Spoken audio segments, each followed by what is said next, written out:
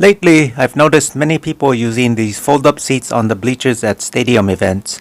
For myself, I don't feel I need one of these seats, but in noticing how many people use them, there's definitely an interest and it's gotten me curious. So today, I want to see if it's possible to recreate this seat in PVC. If I'm able to, I'll then give this seat a test run to see how useful it is.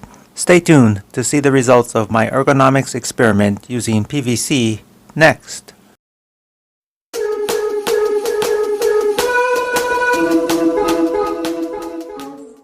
Right now, I have at least 3 different ideas of how to construct the seat. I drew this one that I felt would be the best version, but I'm still debating different ideas and I'm not sure if this will be the final version. In the meantime, I'm going to recycle the PVC from my PVC computer case project. The PVC is the right size, the computer parts are aging, and I rarely use it since I started doing most of my computing tasks on my Android tablet. As mentioned in the past, the reason I use screws instead of PVC glue to hold my PVC projects together is specifically for the reason of easy teardown and recycling. Once everything is dismantled, I can go through the pieces and pick out the best pipes and joints for the bleacher seat project. So these pieces ended up being the joints and pipes I salvaged to use for the construction of the seat. Although the project calls for elbow joints, I'm going to replace them with T-joints because the PVC computer case did not have any elbow joints to recycle. The T's aren't exactly what I need, but they can be used as an alternative joint that can serve the same purpose. After some thought, I came up with a design that I think will work well with PVC. What you see here is what the folded up seat will look like with the pipes and joints laid out in the approximate orientation they'll be connected. The inner rectangle is the seat. It doesn't look like it, but the length of the pipes around the 4 sides are all the same length. The important piece of the seat construction are the T's where the bleacher seat folds. They make up the hinge system for the bleacher seat. The outer rectangle is the backrest. It folds down around the perimeter of the seat and is connected to the seat through side-by-side T's. It might be hard to picture how the hinge will work, but once you see it completed, you'll see how simple this mechanism is. The seat is a pretty straightforward assembly. Nothing fancy here. Just connect all the pipes and joints, then use a clamp or hammer to press them together until the pipe is bottomed out in the joint. For this entire construction process, I will be using one number 10 by 3/4 inch flathead screw per connection. I won't be getting that on camera, but you will eventually see the screws as the video progresses. Something that doesn't need to be done, but I'm doing it for my own design purposes, is to trim some of the end off of where the 2 T's will meet. I'm marking 1/4 inch in from the edge to be removed, making sure there's still enough of the joint left to hold on to the PVC pipe. The reason I cut off some of the end is so the sides of the backrest won't stick out so far beyond the sides of the seat. This is a personal preference and is not required. Now that all 4 T's that make up the hinge mechanism are marked, I'll trim them on my table saw. Since the 2 T's for the seat are already mounted, I stacked some scrap wood against the table saw fence to align the seat so that the mounted T's were square with the table saw blade. The other 2 T's were easy enough to remove from their mounting, so it made trimming a lot easier. Now that the hinge is ready and I have most of the pieces for the backrest, I'll assemble the rest of the bleacher seat. The hinge mechanism relies on a PVC pipe for the hinge to pivot on. The PVC pipe fits tightly into the T's mounted on the seat. I'll press the pipe into the T's until they're bottomed out, then use screws to hold them in place. For the T's mounted on the backrest, these are reamed so they'll easily slide onto the PVC pipe to act as the swiveling part of the hinge. Also, due to the limited number of recycled pieces, I had to come up with makeshift pieces like the backrest pipe with the T in the center. Before I can mount the cushion, I have to add some support for the cushion to rest on. I'll start by converting a T into a narrow width snap-on joint. This photo shows the 5 cutting steps necessary to create a single snap-on, for which I need 12. Along with what I've completed for the bleacher seat, these are the parts needed to add the cushion support. The individual pipes for the support are the exact same length as the pipes for the seat. Here's the completed addition of the cushion support pipes. The snap-on joints are screwed to the support PVC pipe, but are not screwed to the seat PVC pipe. I picked up these cushions from Amazon for $14.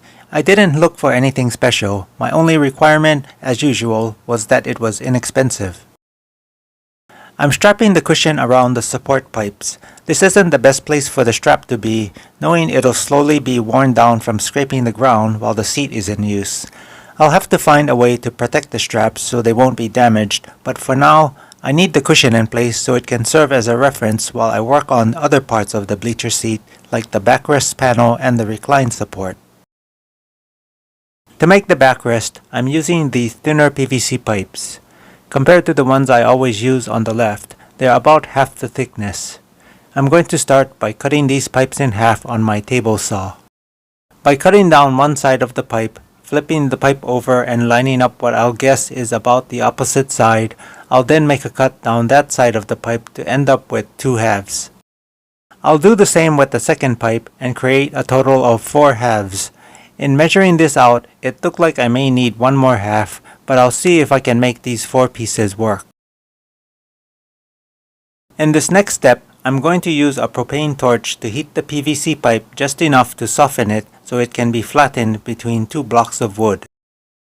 The heating process is a little delicate. If I keep the flame over a spot too long, the plastic will brown, which is something I don't want. I'm moving quickly over the PVC as many times as needed until I can see it start to deform slightly. At this point, I can press it between the blocks of wood to start flattening it.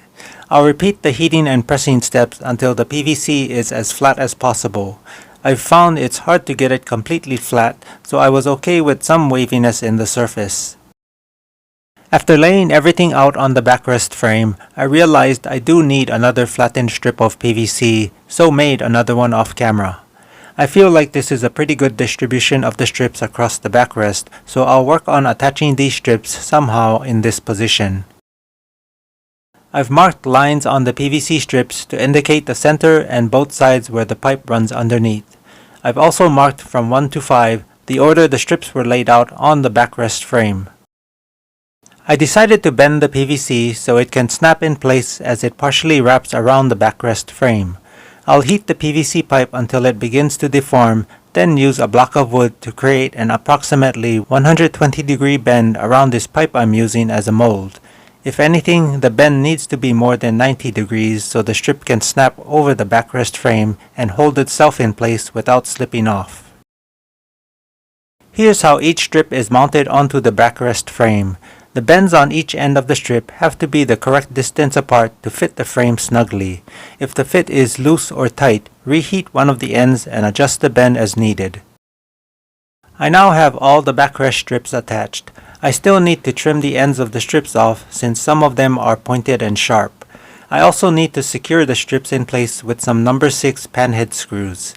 I think this bleacher seat is looking really nice at this point. The last, but probably the most unpredictable item to work on is a mechanism that keeps the backrest vertical while the seat is in use. I had many ideas for this, but I want something that's not too visually obtrusive. So, instead of adding something that protrudes from the backrest to hold it up, the best option I can think of is to lock the pivot of the hinge. My only worry is that the PVC pipe for the backrest could bend when leaned on. Currently, the hinge is made from 2 side-by-side tees with a pipe running through both of them acting as the pivot point. When the backrest is swiveled, notice that the lines marked on the inner pipe does not move. This pipe is secured to the adjacent tee with a single screw. This is the entire PVC hinge mechanism. Before I use the hinge to support the backrest and any weight that will rest on it, I'll reinforce the pipe that's secured to the tee with an additional screw. I'll add the additional screw to the side of the tee opposite from the existing screw. This will be a countersunk screw, so I'll drill a hole, countersink the hole, then screw in the additional number 8 by 3/4 inch flathead screw. As for locking the hinge in position to hold the backrest in place, it's a simple matter of putting a pin all the way through the swiveling tee. With the backrest at the angle I'd like it to be reclined to, I'll drill a hole through the entire tee. I'm starting with a pilot hole and will finish off with a hole that will match the size of the locking pin. My worry with locking the backrest in position with the pin is that the pin needs to be tight-fitting.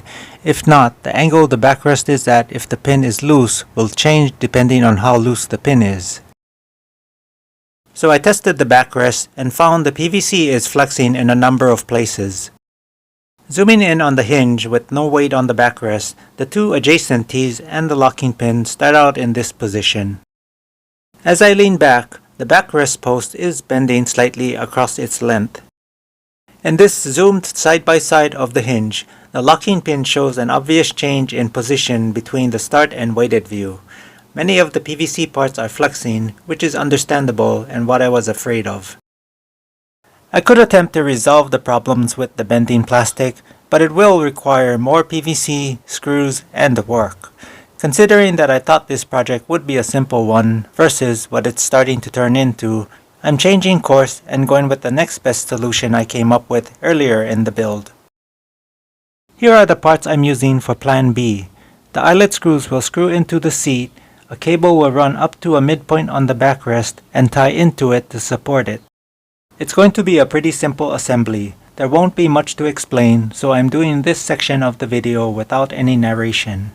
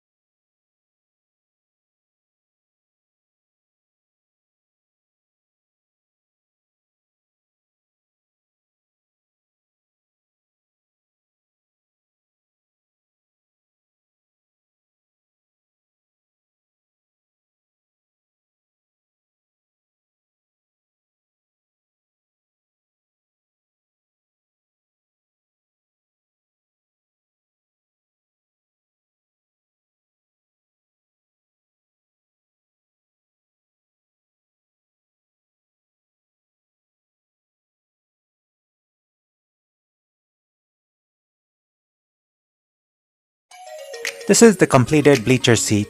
I'm happy with how most of it turned out, but I'd still like to come up with a better solution for the backrest support. The cables seem a little cumbersome to work with. Maybe some of you watching this can come up with a better solution. I will give this seat a test run to see how I like using it. Maybe it'll help me understand why so many people like these seats. Leave any questions and comments you have in the comment section below. That's all I have for now, and I'll catch you in the next video.